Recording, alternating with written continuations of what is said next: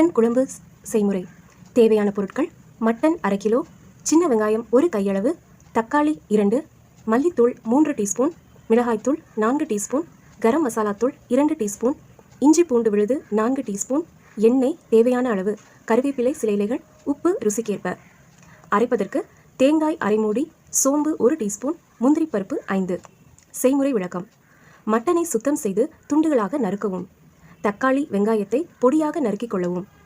முதலில் கடாயை காய வைத்து எண்ணெய் விட்டு நறுக்கிய வெங்காயம், தக்காளி, இஞ்சி பூண்டு விழுது போட்டு நன்றாக வதக்கவும்.